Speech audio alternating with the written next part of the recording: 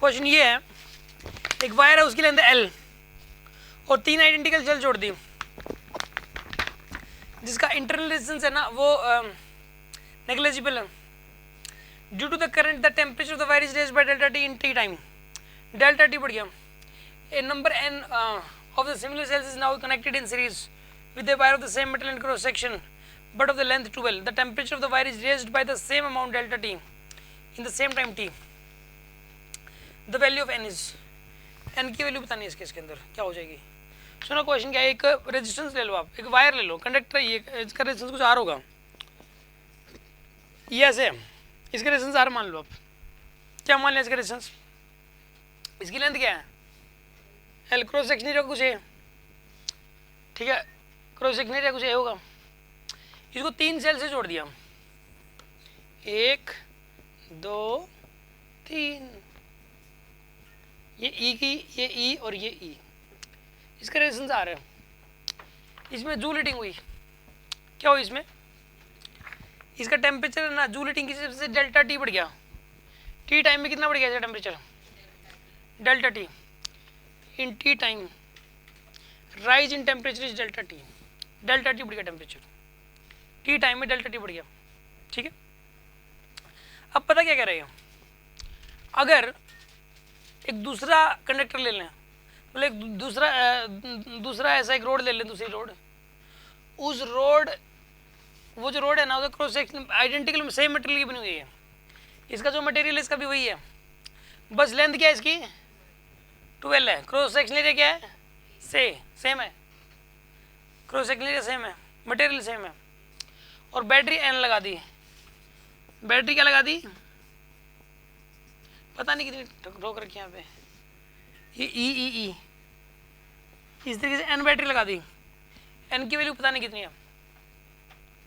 अब पता क्या कह रहे हो, इसका टेम्परेचर जो है ना टी टाइम में डेल्टा टी बढ़ गया, इसका भी टेम्परेचर टी टाइम में इन टी टाइम, इसका टेम्परेचर भी कितना हो गया डेल्टा टी। एन की वैल्यू बताओ, क्वेश्चन ये है,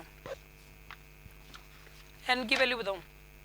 क्वेश्चन सुन लो, क्या 2 रोड्स हैं, 2 रोड है, दोनों का मटेरियल क्या है सेम है यार, मटेरियल क्या है दोनों का, दोनों का मटेरियल सेम है, एक जैसे मटेरियल की बनी हुई है।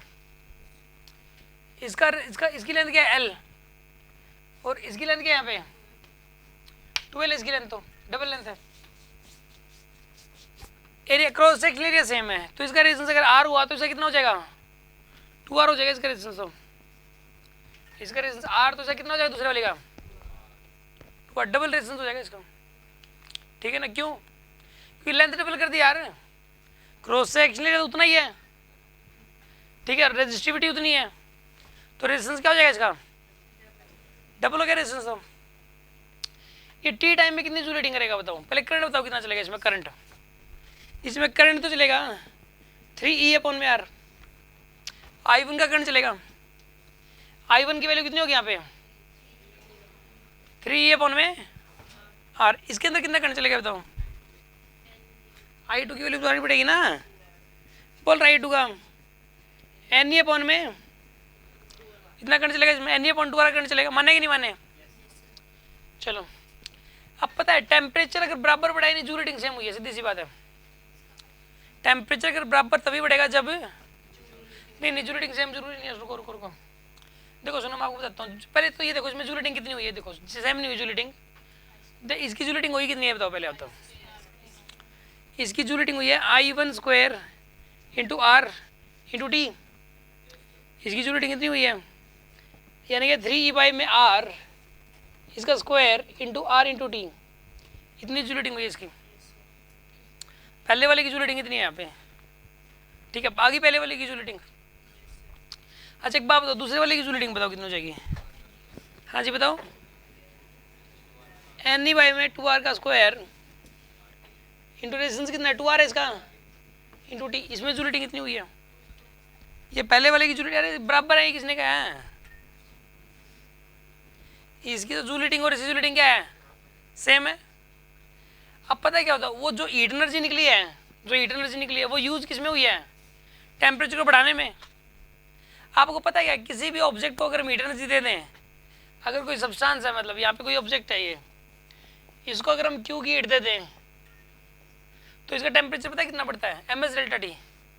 कितना टेम्परेचर बढ़ता है इसका, कितना, M S delta, Q equal to M S delta T से निकाल सकते हो आप। एम क्या है, इसका मास है, ऐसे इसकी स्पेसिफिक हीट कैपेसिटी, मतलब इसके यूनिट वॉल्यूम को, इसका एक ग्राम का टेम्परेचर 1 डिग्री सेल्सियस राइज करने के लिए जो हीट देनी पड़ती है उसको स्पेसिफिक कैपेसिटी बोलते हैं, इंटू डेल्टा टी, ये फॉर्मूला होता है। एम एस डेल्टा टी से किसी भी सब्सटेंस को दी गई heat energy M S delta T से इक्वेट कर सकते हो। किसी भी सब्सटेंस को दी गई हीट एनर्जी किसे इक्वेट कर सकते हो आप। तो यहाँ पे इसको जो हीट एनर्जी मिली है ना, इसको एम एस डेल्टा टी से, इसका मास एम मान लो आप। तो अगर इसका मास एम है ना, तो इसका मास 2m हो जाएगा। इसका मास क्या हो जाएगा, कि लेंथ डबल है यार, क्रॉस सेक्शन एरिया उतना ही है, वॉल्यूम डबल हो गया, वॉल्यूम डबल और रेजिस्टिविटी, मतलब इसके अंदर डेंसिटी वही है इसकी, तो मास तो डबल होएगा। इसका मास m तो इसका 2m, स्पेसिफिक कैपेसिटी सेम है क्योंकि सेम सब्सटेंस है, एम एस डेल्टा टी। और यहाँ पे बताइए क्या आएगा, इसको किससे इक्वेट कर सकते हो, मास कितना है इसका, तो एम, एस तो वही रहेगा, और राइज इन टेम्परेचर भी क्या है, सेम है। अब सुनो, एक इक्वेशन तो यहाँ ये बन गई आपके पास, और एक इक्वेशन ये वाली बन गई, ये दो इक्वेशंस बन गई। इनको सोल्व करके आपके पास n की वैल्यू आ जाएगी। देखो सुनो, अब एक काम करो, इस 2 को नीचे ले जाओ, पहले तो ऐसा करो, इस 2 को इस 2 से कैंसिल कर दो आप, कर दिया ना। अब यहाँ पे राइट हैंड साइड तो बराबर है दोनों की राइट हैंड साइड क्या है, बराबर है यार। ये वाली एम एस डेल्टा टी और M S delta T same है कि नहीं है बताइए। तो लेफ्ट हैंड साइड भी क्या हो जाएगी, इक्वेट कर सकते हो आप, इक्वेट करो राइट हैंड साइड को, यहाँ करके दिखा रहा हूँ मैं आपको, इक्वेट कर लो आप।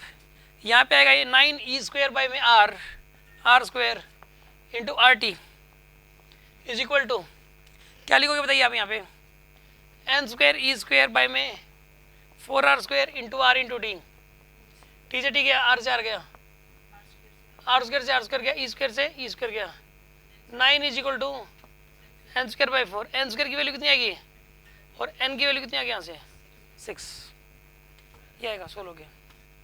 समझ आ रहा है कि नहीं यार आपको।